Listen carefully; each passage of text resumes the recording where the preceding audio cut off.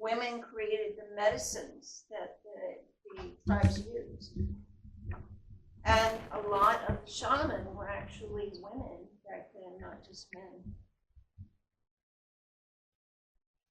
But I want to go a little further back from that. How many here have been taught to white light everything?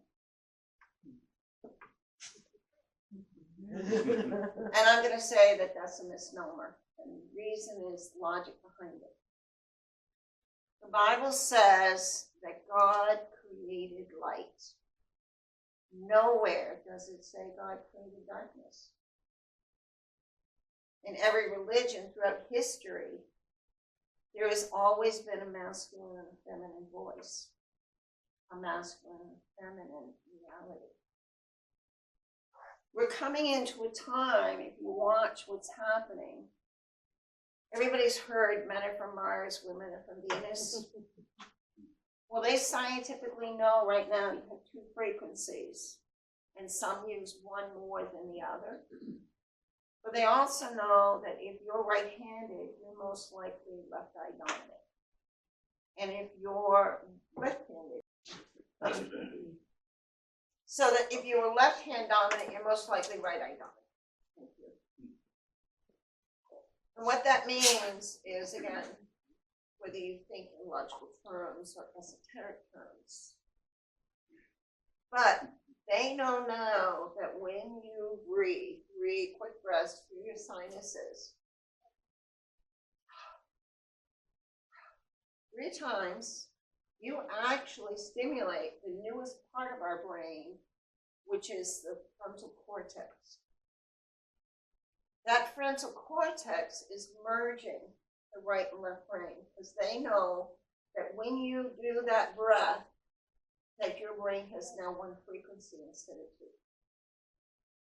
That you're actually, both males and females will be accessing both sides of their brain at the same time. So how is it that we equate God always as masculine? The irony is that science plays with the idea of black matter, dark matter. And it's something that keeps eluding them. But in some of the journeys that I've had in meditation, what they explain to me is that there is no dark, no light. It is only when the two blend together does creation occur. It's not one versus the other. It's not one against the other, but a merging. If you look at this planet wide, you're going to see that ultimately Eastern is marrying Western and Western is marrying Eastern philosophy. There's a shift in vibration where ultimately we are taking on more and more energy.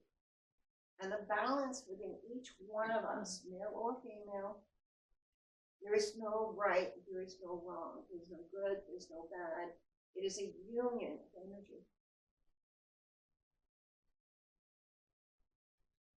One of the things I've seen over the last 10 years at least is a lot of children are coming in gender neutral. Gender neutral does not mean that they are gay or not gay. What it means is they come in an energy where both emerge together. And they're experimenting with what that means to them because there has been such a division between what is male and what is female, what is right, what is wrong, what is good, what is bad. And that's going to change. So that ultimately, the more balanced we are in ourselves, the more balance we attract to us. How many have seen in the past, you know, somebody who's really, really nice, and they're tied up with somebody who's a complete jerk? But what you don't know is that there's a part of you that doesn't want to appear bad. So you attract somebody who will act that out for you. It's a real interesting dynamic. That ultimately, that we can blame somebody for being a certain way. We have to ask ourselves, what was it about them that attracted to us? And 99% of the time when I work with people, it's they're good enough. Their sense of good enough. I do believe that there is a masculine and feminine God. I do believe that they are in unison, the same way as I believe that children are coming in now gender neutral. One is passive, one is active. One is aggressive and one is not. So that there is a need for recognizing the balance within ourselves and stop looking over at somebody else's world and thinking mine's not balanced because of them. We are both masculine and feminine. And ultimately, giving people permission to be what they need to be doesn't mean that we have to go to extremes for that. Because what's good for me may not be good for somebody else. It's not my place to judge that. It's not my place to tell them they're right or wrong. It's for me to set the example of what I believe to be true for myself. And if that works for you, fine. And if it doesn't, that's okay too.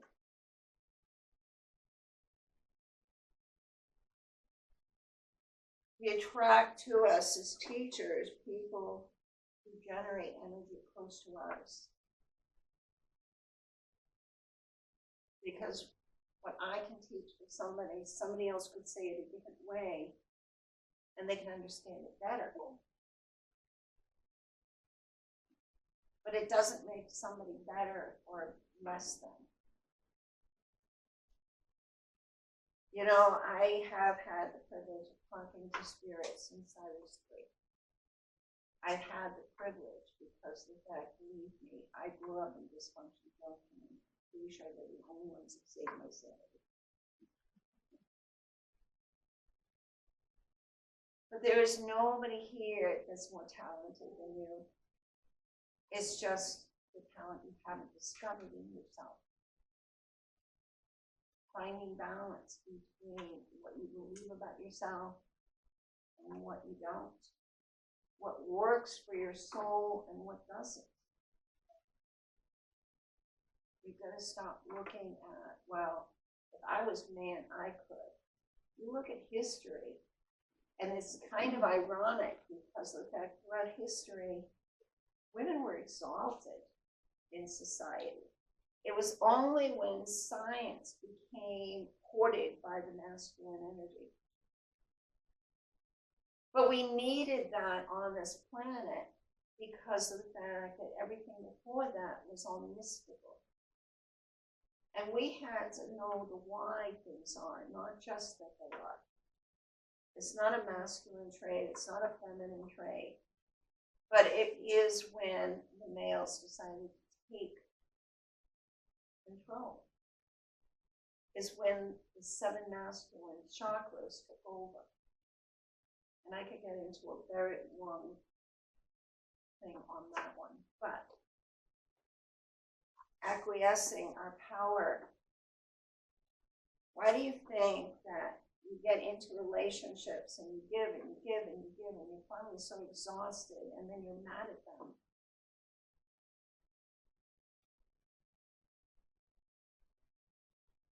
And the truth is, there's unspoken rules that women have a tendency to give up their power. And that's going to stop. But the only way it can stop is by stopping thinking that we have to know it all, that we have to do it all, that we have to be all. I really believe World War I, World War II, the Korean War, so many men were lost. And that the women that actually got jobs had been taken away and they had to depend on them. So we ended up with a lot of leave it to beaver moms. It's okay, I'll take care of that. It's okay, I'll fix that. It's okay, I'll do this.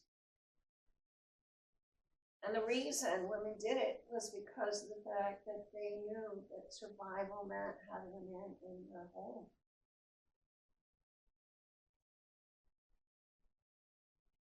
But we moved on from that. There's a more balance. And right now it seems like people are still fighting over that balance. The trick is nobody can take your power if you don't give it. Nobody can take something away from you unless you give it up. It's a lesson I've learned in a lot of different aspects of my life, where we acquiesce for the greater good or for peace at any cost.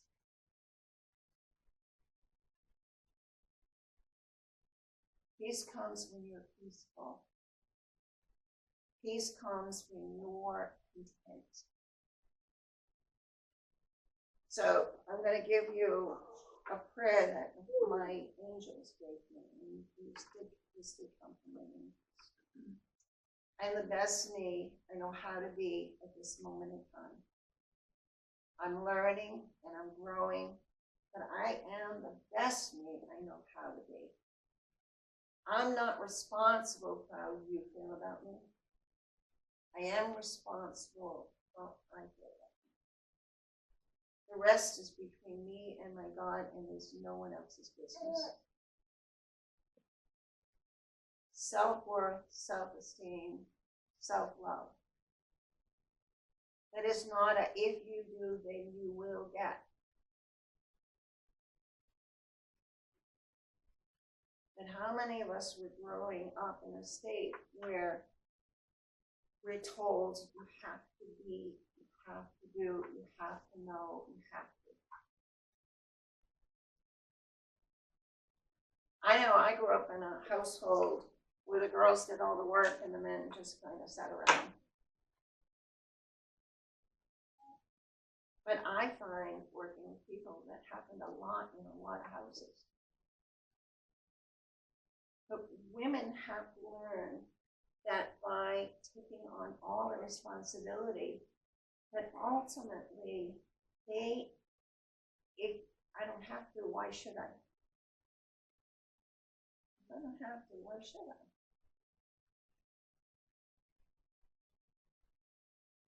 Partnership, being a partner in somebody else's life means I'm not asking them to fix me, and I'm not looking to fix them. And I am going to love myself through the struggles of trying to walk through this world of deception and perception. But regardless of where you come from, no matter what role you put on in this world, we're still God's children, every single one of us. Not created. This world was created for giving birth to. So I invite you to say to yourself, by the grace of my soul, am I standing up? Am I taken care of? Am I good to? Because when you leave this earth, they're not going to ask you who your mother was. They're not going to ask you who your father was. They're not going to ask you who your lover was or who your children were. The first question all of us will be asked, did you love the skin you're in? Did you take good care of the God child you are? Each one of us express it differently. Each one of us have different talents. What a boring world this would be if we all were the same. But as females, we have to stop giving up our power and blaming them because they take it. We have to look at how we are in our relationships. That ultimately, if everybody is not happy, it must be my fault. There's no we and us in that. It's an I and a you.